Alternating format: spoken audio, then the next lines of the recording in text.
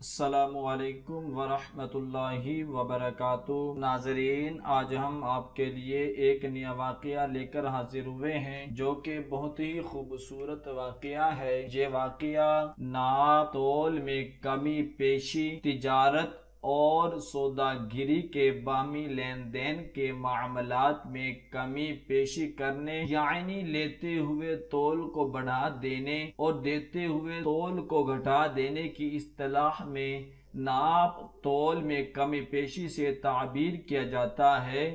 ناپ تول میں کمی پیشی کو اسلام سمیت دنیا بھر کے تمام مذاہب میں انتہائی حقارت اور نفرت کی نگاہ سے دیکھا جاتا ہے۔ ناپ تول میں کمی پیشی در حقیقت دوسرے شخص کے حق کو حرام اور ناجائز طریقے سے مارنے کا دوسرا نام ہے۔ اسلام نے اپنی کامل اور گہرا قدر تعلیمات کی روشنی میں اپنے ماننے والوں کو تمام شعبۂ زندگی میں احکامات الہی کا پابند بنایا ہے۔ تجارت و سوداگری بھی ہماری زندگی کا اہم ترین شعبہ ہے جس سے ہر وقت ہمیں واسطہ پڑتا رہتا ہے۔ گزشتہ اقوام میں حضرت شعیب علیہ السلام کی قوم اہل مدین تجارت و سوداگری میں خاص طور پر قابل ذکر ہے۔ مدین ایک قبیلے کا نام تھا اور اس کے نام پر ایک بستی بھی تھی جو اردن میں واقع تھی اور انتہائی سرسبز و شاداب تھی، جس کی بدولت اہل مدین خاصے خوشحال اور پرامن طور پر زندگی گزار رہے تھے۔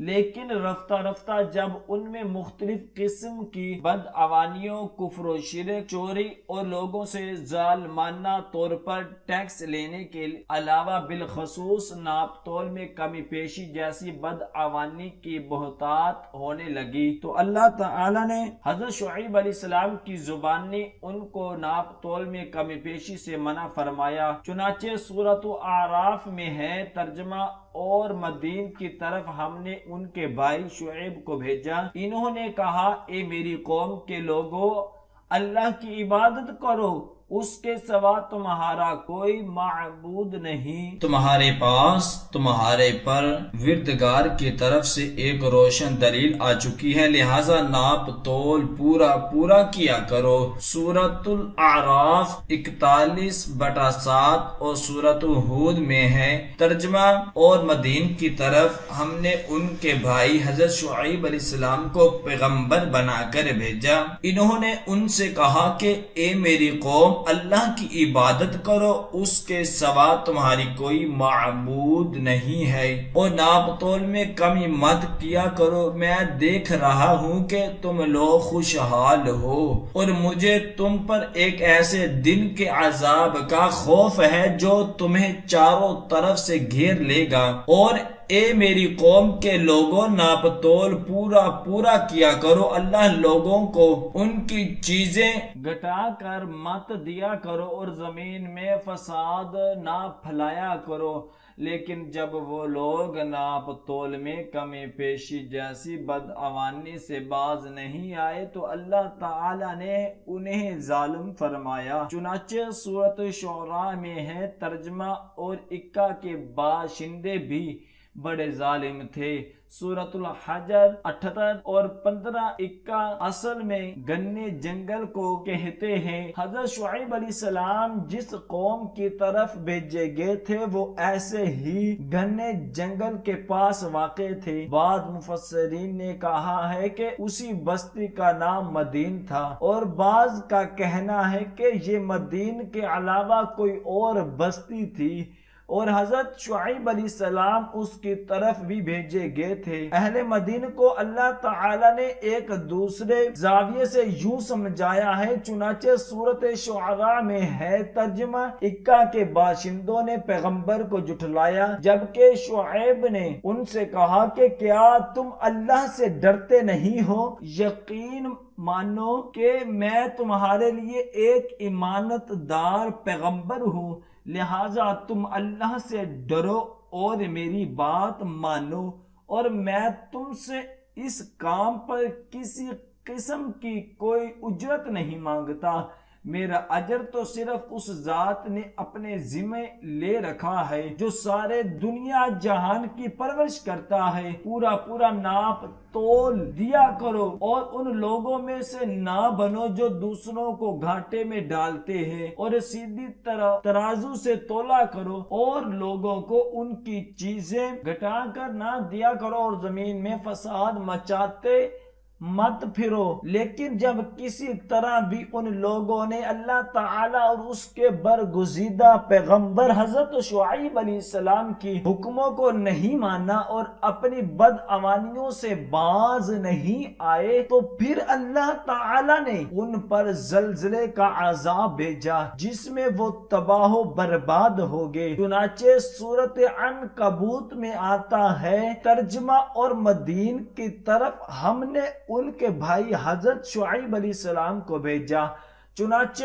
انہوں نے کہا میری قوم کے لوگوں، اللہ کی عبادت کرو اور آخرت والے دن کی امید رکھو اور زمین میں فساد پھیلاتے مت پھرو۔ پھر ہوا یہ کہ ان لوگوں نے حضرت شعیب علیہ السلام کو جھٹلایا، چنانچہ زلزلے نے ان کو آ پکڑا اور وہ اپنے گھر میں اوندے پڑ رہ گئے۔ علاوہ ازیں اللہ تعالی نے مسلمانوں کو سورہ بنی اسرائیل میں جو اخلاقی نصیحتیں فرمائی ان کے ایک یہ بھی ہے کہ جب کوئی چیز پیمانے سے ناپ کر دو تو پورا ناپو اور تولنے کے لیے صحیح ترازو استعمال کرو، یہی طریقہ درست ہے اور اسی کا انجام بہتر ہے۔ حضرت ابن عباس رضی اللہ تعالی عنہ فرماتے ہیں کہ حضور اقدس صلی اللہ تعالی علیہ وسلم نے ناپ تول میں کمی پیشی کرنے والوں کو فرمایا کہ تم ایسا کام کر رہے ہو جس سے پہلی امتیں ہلاک ہو چکی ہے۔ جامعہ ترمذی حضرت ابن عمر رضی اللہ تعالی عنہ سے روایت ہے کہ رسول اللہ صلی اللہ تعالی علیہ وسلم نے فرمایا کہ ناپ تول میں کمی پیشی کرنے سے قحط اس طرح پڑ جاتا ہے جس طرح زنا کی کثرت سے طاعون مسلط ہو جاتا ہے۔ قرآن حکیم اور حدیث نبویہ صلی اللہ تعالی علیہ وسلم کی مذکورہ بالا تعلیمات کی روشنی میں اگر ہم آج کل کے اپنے معاشی و اقتصادی حالات کا جائزہ لیں تو ہمیں یہ بات روز روشن کی طرح واضح نظر آتی ہے کہ آج ہماری زندگیوں سے جو راحت و سکون اٹھ گیا ہے، ہماری آمدنیوں سے جو خیر و برکت نکل گئی ہے اور ہمارے معاشی و اقتصادی حالات اور زوال پذیر ہو گئے ہیں۔ من جملہ دیگر وجوہات کے ان کی ایک اہم اور بڑی وجہ یہ ہے کہ ہم لوگ سوداگری